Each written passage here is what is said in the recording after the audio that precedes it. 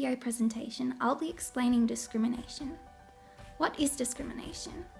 Discrimination is a phenomenon of both human and animal behaviour, which involves behaving differently in similar situations.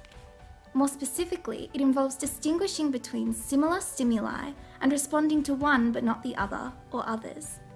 Discrimination can be trained by using both classical and operant conditioning.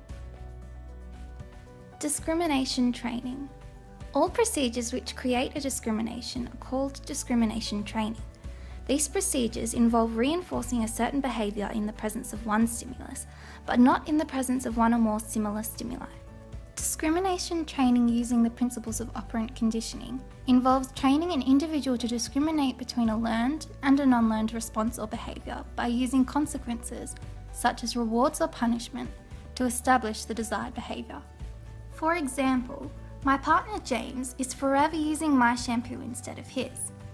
In order to train him to discriminate between the two shampoo bottles and use his instead of mine, I used positive reinforcement with sourworms. Sourworms are James's favourite. Every time James used his own shampoo, I rewarded him with a sourworm, and every time he used my shampoo, he received nothing. Gradually, James learnt to discriminate between mine and his shampoo, and to this day he continues to use his own shampoo, despite no longer being rewarded with sourworms. Discrimination training using the principles of classical or Pavlovian conditioning involves using two neutral stimuli and pairing one with an unconditioned stimulus and one with nothing. Over time, due to pairing the first neutral stimulus with an unconditioned stimulus, it becomes a conditioned stimulus and will elicit a conditioned response, even in the absence of the unconditioned stimulus.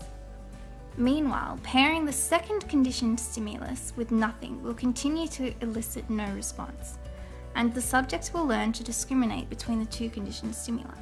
For example, James is terrible at discriminating between the colours blue and aqua. He just calls them both blue. To train him to be able to distinguish between the two colours, I used Pavlovian conditioning. In this example, cards coloured blue and aqua began as neutral stimuli.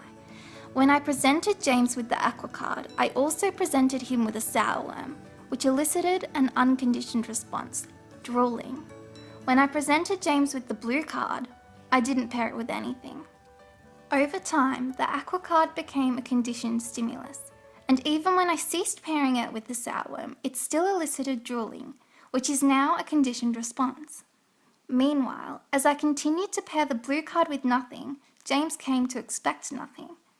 Now, when James sees the colour aqua, he drools, and when he sees blue, he doesn't. This indicates that the training was effective, as James can now discriminate between the two colours.